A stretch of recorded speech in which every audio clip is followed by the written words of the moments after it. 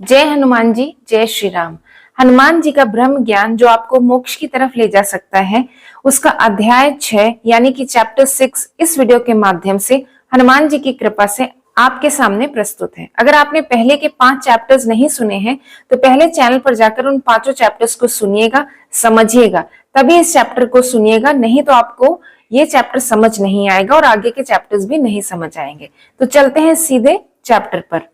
35 करोड़ सुरों का रहस्य और इतिहास खोला चिरंजीवी हनुमान जी ने। हनुमान जी सभी मातंगों को अलग अलग प्रकरणों में दर्शन दे दिए थे। अब सभी को पता चल गया था कि हनुमान जी उनकी धरती पर आ चुके हैं। हनुमान जी के आने का पता जिस मातंग को सबसे बाद में पड़ा था, वे 50 से अधिक आयु के पुरुष बसंत थे। देर शाम को बसंत दौड़े दौड़े मातंगों के डेरे की तरफ आए। भारी सांस से वे चिल्ला रहे थे, हनुमान जी हमारी धरती पर आ गए हैं, हनुमान जी आ गए हैं। अन्य मातंगों को यह बात पहले से ही पता थी, लेकिन वे इसके बारे में बोल नहीं रहे थे। जब उन्होंने मातंग बसंत को इस बारे में ऊंची और स्पष्ट आवाज में बोलते हुए सुना तो वे भी बोल उठे, हो हनुमान जी आ गए हैं। वे सभी बाबा मातंग और माता मातंग के पास एकत्रित हुए। बाबा मातंग ने घोषणा की, हाँ, हनुमान जी 41 साल के बाद में हमारी धरती पर आए हैं और चरण पूजा कल सुबह शुरू होगी। चरण पूजा की तैयारियां पूरी की जा चुकी थी, क्योंकि उन्हें आभास था कि हनुमान जी उनकी धरती पर पुनः आगमन किसी भी समय कर सकते हैं। सभी मातंग अर्पण के लिए फलादी इकट्ठा कर रहे थे। बाबा मातंग ने सभी को शांत रहने और दिन की सभी गतिविधियां पूरी करके निद्रा के लिए जाने का निर्देश दिया। बाबा और उर्वा को छोड़कर सभी मातंग निद्रा में चले गए। आधी रात के बाद दोनों उस स्थान पर गए जो पूजा के लिए निर्धारित था। यह एक वृत्ताकार क्षेत्र था जिसके मध्य में वेदी बनी हुई थी। उसके कुछ कदम दूर आसन बना हुआ था। उस वृत्ताकार क्षेत्र की परिधि पर मिट्टी के दिए रखे गए थे। उन दीपकों को आधी रात के बाद विचित्र तेल से भरने का नियम है। यह तेल बाबा मातंग ने जंगल की विशेष जड़ी बूटियों से एकत्र किया है। इस तेल का रहस्य केवल बाबा मातंग और माता मातंग को मालूम है, जिसे उन्हें सही समय आने पर अगली पीढ़ी यानी उर्वा और उर्मी को हस्तांतरित करना है। जब बाबा और उर्वा उन दीपकों में विचित्र तेल भर रहे थे, तब बाबा ने किसी को चरण पूजा स्थान की ओर आते हुए देखा। वे उर्वा से बोले, उर्वा, उधर कौन आ रहा है? जाओ और उसे रोको, वह चाहे जो भी हो। इस समय हमारे सिवाय किसी भी मातंग का यहाँ आना प्रतिबंधित है। शीघ्र जाओ। उर्वा उस व्यक्ति की ओर दौड़ा। वह व्यक्ति कोई और नहीं बल्कि बसंत था। उर्वा बोला, चाचा श्री, आप यहाँ क्या कर रहे हैं? आप चरण पूजा क्षेत्र की ओर क्यों आ रहे हैं? आप चरण पूजा के पहले घंटे के यजमान हैं। आपका यहाँ आना नियमों के अनुसार वर्जित है। बसंत ऐसे लग रहा था जैसे कि निद्रा में हो। वह बुदबुदाया, उर्वा, मुझे बेचैनी सी हो रही थी, इसलिए टहलने के लिए निकल आया। मुझे खेद है, मैं अब वापस चला जाऊंगा। बसंत ने मुड़कर वापस अपने डेरे की ओर चलना शुरू कर दिया। उर्वा चरण पूजा स्थान पर आकर दीपकों में तेल भरने में बाबा मातंग की मदद करने लग गया। बाबा ने पूछा, वह कौन था उर्वा? वह इधर क्यों आ रहा था? वह बसंत चाचा श्री थे बाबा। उर्वा ने उत्तर दिया, वह अपनी सुध में नहीं थे, वे नींद में चल रहे थे। बाबा मातंग ने कोई उत्तर नहीं दिया, क्योंकि वे चाहते थे कि उर्वा को अपने कथन का विरोधाभास स्वयं हो। कुछ पल सन्नाटा रहा, फिर उर्वा बोला, नहीं बाबा, उनकी 5 इंद्रियां तो सही से काम कर रही थी, उन्हें सुध तो थी। उन्होंने मेरे साथ अच्छे से वार्तालाप किया। वे बोले कि उन्हें बेचैनी हो रही थी, इसलिए वे टहलने के लिए निकल पड़े थे, लेकिन न जाने मुझे अजीब सा लगा। अब बाबा मातंग बोले, क्या तुम्हें पूर्ण विश्वास है कि वह बसंत ही था? हाँ बाबा, वह बसंत चाचा श्री ही थे। यहाँ इतना भी अंधेरा नहीं है बाबा, चांदनी में उनका चेहरा मुझे स्पष्ट दिखाई दिया। एक बार फिर बाबा मातंग ने जवाब देना उचित नहीं समझा। कुछ पल सन्नाटा रहा। सन्नाटे ने अपना काम किया और उर्वा को कुछ समझ में आया। वह चिल्लाया, हे भगवान, क्या वह बसंत की देह में कोई और था? मेरा अनुमान है कि वह बसंत के शरीर में कोई असुर था। बाबा मातंग ने उत्तर दिया, एक असुर ने बसंत की देह का अपहरण कैसे किया बाबा? अपहरण? बाबा मातंग लगभग हंसी दिए थे, फिर गंभीर भाव से बोले, यह अपहरण नहीं है उर्वा। अगर तुम जानना चाहते हो कि असुर किस तरह कर्म करते हैं, तो मुझे भय है कि उत्तर इतना आसान नहीं है। इस सबके पीछे हजारों साल का रहस्य और इतिहास है। केवल विद्वानों में विद्वान व्यक्ति ही इस रहस्य को समझ सकते हैं। इस समय इस संसार में केवल हनुमान जी ही हैं जो इस रहस्य का वर्णन कर सकते हैं। अगर मैं तुम्हें यह रहस्य बताने लगूं तो तुम इसे समझ नहीं पाओगे। मैं और पिछली पीढ़ी के मातंगों ने जब हनुमान जी ने इस रहस्य को 41 ईयर्स पहले खोला था, तब उनसे ही जाना था। अब समय आ गया है कि तुम और नई पीढ़ी के मातंग श्री हनुमान जी से इस रहस्य को जानो। क्योंकि वो हमारी धरती पर पधार चुके हैं। मैं यह रहस्य जानने के लिए बहुत उत्सुक हूँ बाबा। बड़ी चौंकाने वाली बात है कि हम मनुष्य इन रहस्यमयी प्राणियों के बारे में अनजान रहते हैं, जो हमारे जीवन को इतना प्रभावित करते हैं। एक मातंग होते हुए भी इन प्राणियों के बारे में मैं केवल इतना जानता हूँ कि सुर अच्छे होते हैं और असुर बुरे। अगर कोई ऐसी चीज है जो मेरे सोने के बाद मेरे शरीर का इस्तेमाल कर सकती है, तो मुझे उस चीज के बारे में जानना जरूरी है। उर्वा की टिप्पणी के जवाब में बाबा मातंग के मन में जो स्वाभाविक विचार आया वो था, उर्वा, केवल नींद में ही नहीं, सुर तथा असुर मानव जीवन के हर पल को प्रभावित करते हैं। लेकिन बाबा मातंग इस विचार को अपने होठों तक नहीं लाए। वे आधी रात के समय सुरों और असुरों के बारे में कोई वार्तालाप नहीं करना चाहते थे। वे रीति रिवाजों को तुरंत पूरा करना चाहते थे। उन्होंने निर्देश दिया, उर्वा, अब 4 दीपक उठाओ, सभी चारों दिशाओं में एक एक, और फिर उन दीपकों को घेरे के 7 कदम बाहर जाकर रख दो। 4 दीपकों को घेरे के बाहर रखने का क्या प्रयोजन है बाबा? उर्वा की उत्सुकता को इस बात से कोई फर्क नहीं पड़ता था कि आधी रात है। बाबा मातंग को उर्वा का सवाल जवाब देने योग्य लगा। उन्होंने उत्तर दिया, जो ठीक घेरे के ऊपर दिए रखे हैं वो तब जलाए जाएंगे जब चरण पूजा शुरू होगी। अभी हम 4 दिए घेरे के बाहर असुरों को पूजा स्थल से दूर रखने के लिए जलाएंगे। बाबा घेरे के मध्य में जाकर कुछ रीति रिवाज पूरे करने लगे, जहां पर वेदी और आसन बना हुआ था। उर्वा वह करने लगा जिसका उसे निर्देश मिला था। जब उर्वा पहला दिया घेरे के बाहर रख रहा था, तब उसे बसंत फिर से पूजा स्थल की ओर आता दिखाई दिया। उसकी तरफ दौड़ने से पहले उर्वा ने बाबा मातंग की इजाजत लेनी आवश्यक समझी। बाबा बोले, अब उसे रोकने के लिए उसके पास जाने की आवश्यकता नहीं है उर्वा। जो दीपक तुमने घेरे के बाहर रखा है उसे जला दो। उर्वा ने दीपक जलाया। उसने नोटिस किया कि दीपक की रोशनी विचित्र लाल रंग की थी। उसने उस विचित्र तेल और उसकी रहस्यमयी रोशनी के बारे में बहुत किस्से सुने थे। वह उम्मीद कर रहा था कि उस रोशनी में कोई चमत्कार होगा, लेकिन उसे कोई चमत्कार होता दिखाई नहीं दिया। और कुछ नहीं तो वह रोशनी बसंत को उधर आने से रोक भी नहीं पा रही थी। बसंत उसी गति से चरण पूजा स्थल की तरफ बढ़ रहा था। उर्वा खड़ा हुआ और चिंतित स्वर में चिल्लाया, बाबा, इस दिए से तो कुछ भी नहीं हो रहा है। वह अपना वाक्य पूरा भी नहीं कर पाया था कि उसे अपने पीछे किसी के होने का एहसास हुआ। जब वह मुड़ा तो एक लाल रंग की पक्षी जैसी कोई चीज उसके कानों के पास से होकर उड़ी। उसमें जंगल की किसी भी भयावह स्थिति से निपटने की हिम्मत थी, लेकिन उस लाल चीज ने उसके मन को आतंकित कर दिया। वह और कुछ नहीं बल्कि असुर था। असुर हर जगह है, लेकिन उस दीपक की लाल रोशनी ने मानव आंख को असुर के दर्शन करा दिए थे। उर्वा तुरंत घेरे के अंदर आ गया। बाबा मातंग घेरे के मध्य में कुछ रीति रिवाजों में व्यस्त थे। उस सन्नाटे को चीरने के लिए जो उसके मन के भयों को बंधा रहा था, उर्वा चिल्लाया, बाबा, मैंने दिया जला दिया है, लेकिन इसका कोई असर नहीं हो रहा है। बसंत चाचाश्री तेजी से इस तरफ आ रहे हैं। बाबा मातंग ने उर्वा को सुना, लेकिन उन्हें एक 20 के करीब के लड़के के अधैर्य पर प्रतिक्रिया देनी उचित नहीं समझी। जब दिए को काम करना था तब काम कर दिया। जैसे ही बसंत उस दिए की किरणों की रेंज में आया, उर्वा ने देखा कि बसंत पहले तो जमीन पर बैठा और फिर लेट गया। उर्वा ने देखा कि एक लाल रंग की चीज बसंत के लेटे हुए शरीर से निकली और उड़ गई। उर्वा बसंत के पास दौड़कर गया तो उसने पाया कि बसंत गहरी नींद में जमीन पर सोया हुआ है। उसने उसके शरीर को हिलाकर जगाया। मैं यहाँ कैसे आया? बसंत जागते ही बुदबुदाया। चिंता मत कीजिए चाचाश्री, सब कुछ ठीक है। आप नींद में चल रहे थे, अब आप वापस झोपड़ी में जा सकते हैं। बसंत को चिंता हो रही थी। जब उसे पता चला कि वह प्रतिबंधित स्थान पर है, तो वह अपराध बोध से ग्रस्त होकर वापस हो लिया। नींद में चलना उसके लिए कोई नई बात नहीं थी। बहुत लोगों ने उसे बताया था कि वह नींद में अजीब हरकतें करता है। प्रायः वह बाहर निकल जाता था, नींद में चलता था और वापस आ जाता था। लेकिन इस बार तो जो असुर उसकी देह को चला रहा था, वो उसे बीच में ही छोड़ गया, वो भी एक प्रतिबंधित क्षेत्र पर। उर्वा वापस चरण पूजा स्थल पर आ गया। उसने अपने 4 दिए रखने का कार्य पूरा किया। तब तक बाबा मातंग ने भी वेदी के पास किए जाने वाले रीति रिवाज पूर्ण कर लिए। डेरे की ओर वापस आते हुए उर्वा सुरों और असुरों के विचारों में खोया हुआ था। वह अपने विचारों को होठों तक आने से रोक नहीं पाया। यह कितना खतरनाक है बाबा! एक बाहरी प्राणी हमारी देह को नियंत्रित कर सकता है और जो चाहे वो करवा सकता है। क्या उस असुर ने बसंत को कोई चोट पहुंचाई? जब दीपक की किरणें असुर तक पहुंची तब असुर चाहता तो बसंत की देह को खड़ी अवस्था में छोड़कर भी निकल सकता था। अगर उसने ऐसे किया होता तो बसंत की देह कटे पेड़ की तरह नीचे गिरती। उसके बजाय असुर ने देह को आराम से धरती पर लेटाया और फिर निकला। क्या तुमने नहीं देखा? बाबा मातंग ने उत्तर दिया और फिर विस्तार से समझाया।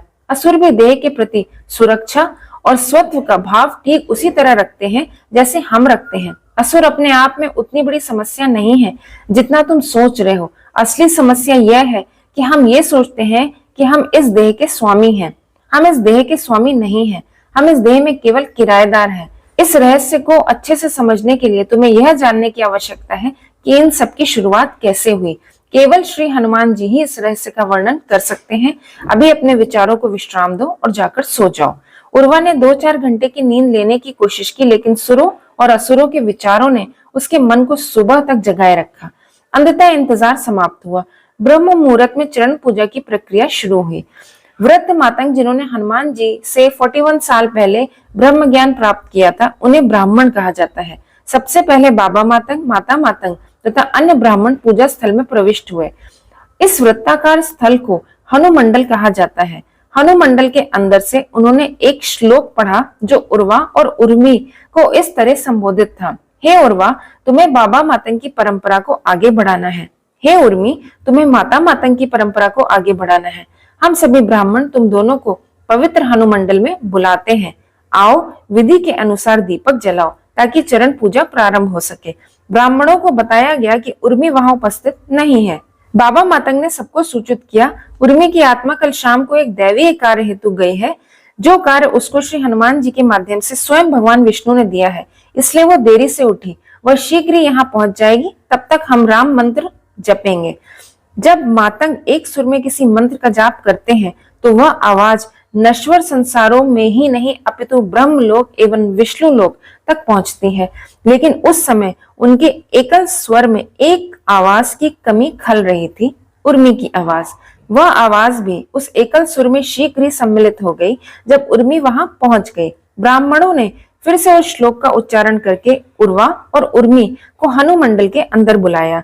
जब उर्वा और उर्मी हनुमंडल में आए तब ब्राह्मणों ने उनको आगाह किया कि उन्हें वो सब दिखाई देने वाला है जो उन्होंने कभी नहीं देखा था।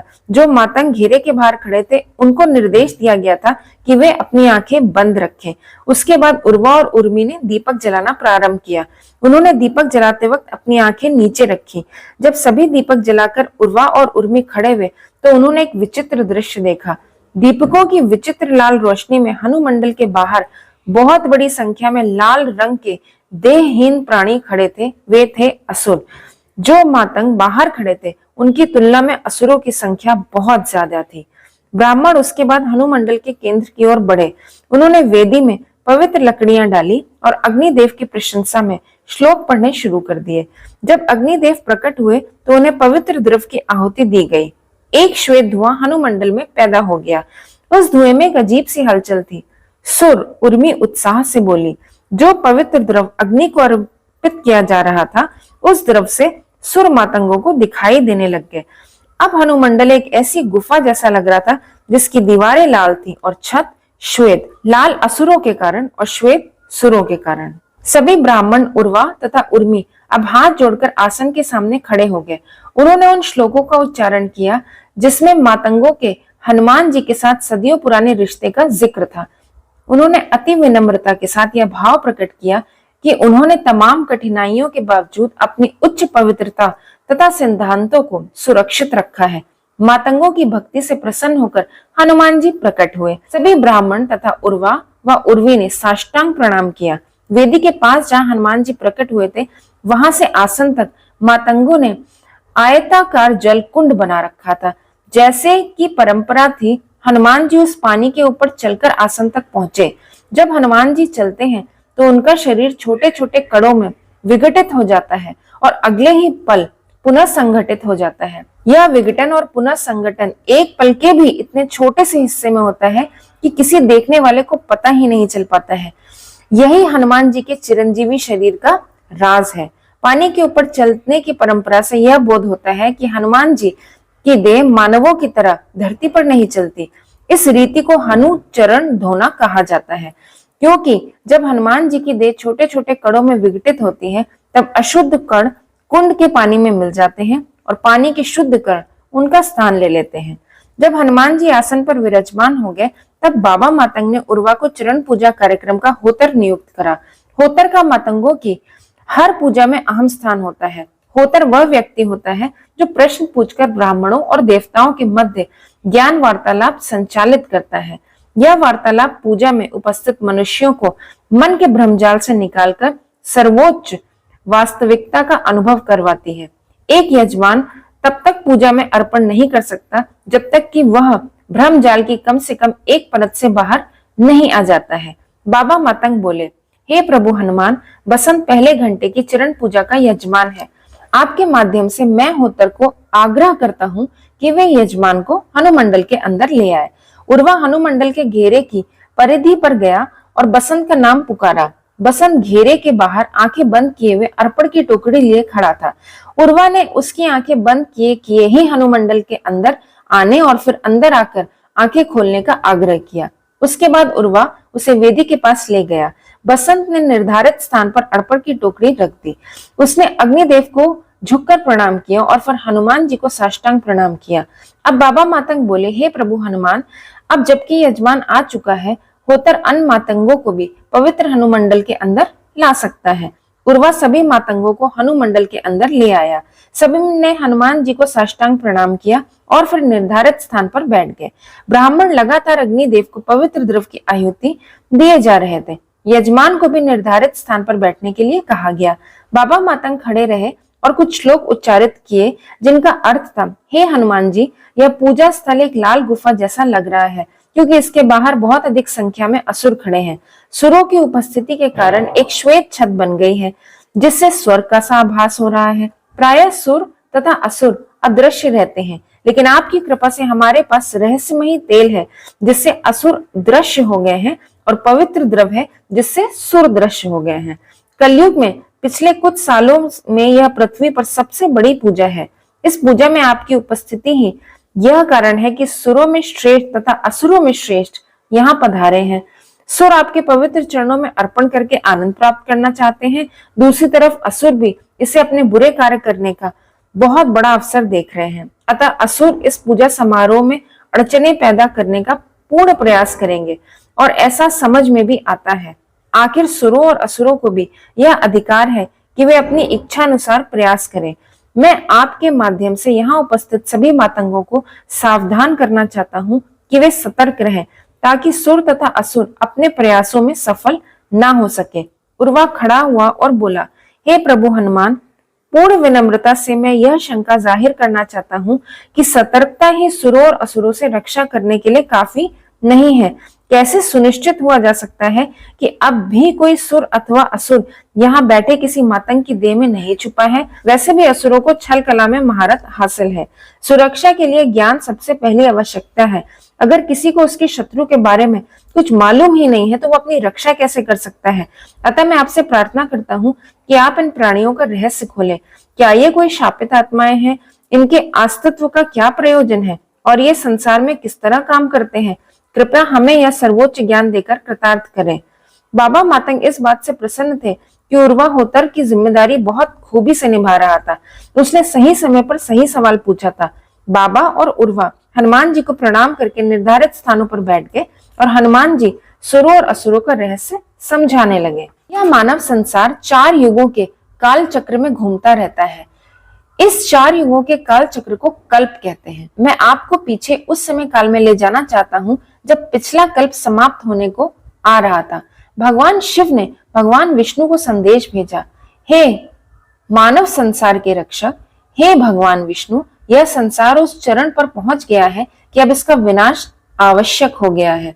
भगवान विष्णु ने उत्तर भेजा, हे महादेव, वहां करीब 1000 करोड़ आत्माएं मानव देहों में कैद हैं और इच्छाओं की भूल भुलैया में संघर्ष कर रही हैं। उनको वहां से निकालने का अवसर उपलब्ध कराना आवश्यक है। मैं वहां उन आत्माओं को बंधन मुक्त करने आता हूँ जो यहाँ उनके स्थायी स्थान अर्थात विष्णु लोक में आने की इच्छा रखते हैं।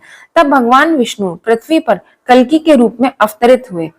संचार के घोड़े पर सवार, हाथ में ज्ञान रूपी तलवार लहराते हुए वे सभी 1000 करोड़ आत्माओं के पास गए। उनका संचार का श्वेत घोड़ा प्रकाश की गति से दौड़ा। उनकी चमकती हुई ज्ञान रूपी तलवार मजबूत से मजबूत कर्म बंधन काटने में सक्षम थी। यहाँ पर यह उल्लेख करना आवश्यक है कि जब कल्कि आए तब अज्ञानता का अंधकार कितना था। अगर कोई अंधकार में हो और प्रकाश चाहता है तो उसका अंधकार दूर करना बहुत आसान है, लेकिन किसी को यह भ्रम हो कि वह प्रकाश में है किंतु वास्तव में वह अंधेरे में है तो उसका अंधकार तब तक दूर नहीं किया जा सकता जब तक वह भ्रम से बाहर न आ जाए। ऐसी स्थिति थी। लोगों को यह भ्रम था कि वे प्रकाश में हैं, किंतु वास्तव में वे अंधकार में थे। लोगों को भ्रम से बाहर आने की कोई इच्छा ही नहीं थी। उन्हें परम सत्य की कोई खोज ही नहीं थी। उन्हें खोज रहती थी तो सिर्फ इस झूठे आश्वासन की कि वे भ्रम में नहीं है। और भ्रम भी कोई साधारण भ्रम नहीं था, वह भ्रम के अंदर भ्रम था। उन्होंने प्राचीन ज्ञान को भी अपनी सुविधा के अनुसार तोड़ मरोड़ कर उसे अपने भ्रम के छोटे से घोंसले की एक और परत मात्र बना दिया था। इन हालातों में कल्कि धरती पर आए। उन्होंने अपनी ज्ञान रूपी तलवार से सभी के कर्म के बंधन काटने का प्रस्ताव रखा। इस प्रस्ताव के साथ वे हर आत्मा के पास एक बार नहीं, 2 बार नहीं, बल्कि 7 बार गए। और फिर आया न्याय का दिन। भगवान शिव ने विनाश का तांडव किया। पूरी पृथ्वी का पदार्थ पिघल गया। मानव देहों की बात छोड़िए, कोई भी वस्तु नहीं बची। वे आत्माएं जो इस भ्रम में थी कि मानव शरीर ही उनका घर है, बेघर हो गई। भगवान कल्कि के 7 प्रयासों के पश्चात भी केवल 99 लाख ऐसी आत्माएं थीं जिन्होंने भगवान कल्कि की ज्ञान रूपी तलवार के सामने समर्पण किया था। वे 99 लाख आत्माएं विष्णु लोक चली गईं और उनको मोक्ष प्राप्त हो गया। बाकी बची आत्माएं मोक्ष के योग्य नहीं थी। जब उनके कर्म के बही खातों की जांच हुई तब केवल 33 करोड़ आत्माओं के खातों में अच्छे कर्मों का शेष था। उन 33 करोड़ आत्माओं को सुर कहा गया। बाकी के हिसाब में बुरे कर्मों का शेष था तो उन्हें असुर कहा गया। भगवान कल्कि ने निर्णय सुनाया, सुरों को अगले पूरे कल्प में सुख भोगने को मिलेंगे और असुरों को दुख भोगने को मिलेंगे। मैंने भगवान कल्कि से पूछा, हे प्रभु, सुर और असुर बहुत बड़ी संख्या में है। आपके निर्णय को लागू करना बहुत बड़ा कार्य है। अगर मैं इसके लिए कोई काम आ सकूं तो आज्ञा दीजिए। भगवान कल्कि मुस्कुराए और बोले, यह मेरा निर्णय नहीं है हनुमान, यह मेरी इच्छा है और यह इच्छा त्रिदेव के वैश्विक नियम के अनुसार अपने आप ही पूर्ण हो जाएगी। यह विश्व त्रिदेव के वैश्विक नियम के अनुसार चलता है, जिसके अनुसार संसार में जहां भी कोई इच्छा प्रकट की जाती है, विश्व की सभी शक्तियां उस इच्छा को पूर्ण करने के लिए काम करती हैं। उस समय पूरी धरती एक विचित्र द्रव का गोला लग रही थी, क्योंकि सब कुछ पिघल गया था। भगवान कल्कि उस संसार का एक भाग थे। जब उन्होंने अपनी इच्छा जताई तो संसार की सभी शक्तियां उस इच्छा को पूर्ण करने में लग गई। पृथ्वी की सतह से कुछ किलोमीटर ऊपर एक मोटी परत बननी शुरू हो गई। भगवान कल्कि ने बताया, हनुमान, वो देखो, असुर लोक का निर्माण हो रहा है। सभी असुर वहां निवास करेंगे। असुर लोक पृथ्वी की सतह से कुछ किलोमीटर ऊपर बनी एक मोटी अदृश्य परत थी। सभी असुर उस परत में कैद हो गए। यह परत बहुत अधिक गर्म हुआ करती थी, क्योंकि सूर्य की किरणें सीधे इस पर पड़ती थी। यह परत केवल सूर्य की किरणों को ही नहीं सोखती थी, अपितु उन सभी तत्वों को सोखती थी जो पीड़ा का कारण बनते हैं। इस परत के द्वारा प्रदान की गई सुरक्षा के कारण पृथ्वी का वातावरण अत्यधिक हर्षदायक हो गया। यह परत सूर्य की किरणों को कुछ इस तरह छानती थी कि पृथ्वी पर हर समय एक जैसा वातावरण रहता था। दिन और रात, गर्मी सर्दी आदि सभी भिन्नताएं समाप्त हो गई थी। सारी प्रदूषित हवा इस परत द्वारा सोख ली जाती थी, जिससे कि पृथ्वी का वातावरण अत्यधिक पवित्र और सुगंधित रहता था। उस महाविनाश के बाद पहले इस परत का निर्माण हुआ जिसमें असुर कैद हो गए, और फिर पिघली हुई धरती का विचित्र द्रव एक अत्यधिक सुंदर पृथ्वी की सतह बन गया। मैं अपने सामने यह रूपांतरण होता देखकर आश्चर्यचकित था। भगवान कल्कि ने बताया, प्रिय हनुमान, पृथ्वी की सतह सुर लोक में परिवर्तित हो रही है। यहाँ सभी 33 करोड़ सुर रहेंगे। असुर लोक अर्थात पृथ्वी की सतह से कुछ मील ऊपर बनी परत पीड़ा से भरी थी और पृथ्वी की सतह यानी सुर लोक आनंद से भरा हुआ था। फिर 5 तत्वों से मिलकर पृथ्वी पर बहुत सारी मानव देहों का निर्माण किया गया। वे शरीर तो धड़क रहे थे, लेकिन उनमें आत्मा नहीं थी। हर तरह के शरीर थे, पुरुष, महिला, बच्चे, जवान। भगवान कल्कि ने बताया, ये 33 करोड़ शरीर हैं जिनके जरिए सुरलोक का आनंद लेंगे। सुरों ने इन देहों में प्रवेश करके सुरलोक का आनंद लेना शुरू कर दिया। केवल एक नियम था जिसके अनुसार सब कुछ चल रहा था, त्रिदेव का वैश्विक नियम। अगर कहीं भी कोई इच्छा प्रकट हुई तो संसार की सभी शक्तियां उस इच्छा को पूरा करने में लग जाती थी। सुर कभी एक शरीर में स्थायी तौर पर नहीं रहते थे, वे आपस में देह बदलते रहते थे। उदाहरण के तौर पर अगर किसी सुर को बचपन में सुख लेने की इच्छा होती थी तो वह बच्चे की देह धारण कर लेता था। अगर किसी को पिता बनने की इच्छा होती थी तो वह वयस्क की देह धारण कर लेता था। किसी बच्चे की देह वाले सुर को बच्चे का प्यार देने लगता था। समय का उन देहों पर कोई असर नहीं होता था, क्योंकि समय के बुरे प्रभाव भी असुर लोक की परत द्वारा शोषित कर लिए जाते थे। ना वृद्धावस्था थी और ना ही कोई रोग। कई सदियां बीत गईं। सभी नश्वर संसारों में सुरलोक प्रसिद्ध हो गया। सुरलोक की तुलना विष्णु लोक के साथ की जाने लग गई। देखने में ऐसा लगता था कि सुरलोक का कभी अंत नहीं होगा। एक बार ब्रह्मलोक में ब्रह्मा और देवी सरस्वती सुरलोक के बारे में बातें कर रहे थे। विष्णु लोक यानी श्वेत समंदर में एक आत्मा ने यह बातचीत सुन ली। उसने सुरलोक की सुंदरता का अनुभव करने की इच्छा प्रकट की। भगवान विष्णु ने उस आत्मा को सुरलोक अर्थात सतयुग की पृथ्वी पर भेज दिया। यह कल्प के प्रथम मनुष्य मनु की आत्मा थी। ठीक जिस समय मनु की आत्मा ने विष्णु लोक में अपनी इच्छा प्रकट की, एक सुर ने सुरलोक में उसकी पूरक इच्छा प्रकट की। इच्छा थी, रथ का चलाने का आनंद अलग होता है और रथ की पिछली सीट पर बैठने का आनंद अलग होता है। अब रथ की तुलना देह से की जाए तो मैंने बहुत सारे मानव शरीरों को चलाया है और इस संसार के बहुत सारे सुख भोगे हैं। अब मैं वो सुख भोगना चाहता हूँ जो कि तब मिलता है जब शरीर को कोई और चलाए और मैं पिछली सीट पर बैठकर आनंद लूं। उस सुर और मनु दोनों की इच्छा तुरंत पूर्ण हो गई। मनु की आत्मा विष्णु लोक से आकर सुर लोक की एक मानव देह में प्रवेश कर गई और उसी देह में उस सुर ने पिछली सीट ले ली। अब सुर लोक में कुल 33 करोड़ मानव देह, 33 करोड़ सुर और एक आत्मा थी। सेतु टिप्पणी: जब आप किसी को देख रहे होते हैं तब आपकी आत्मा आपकी देह को चला रही होती है।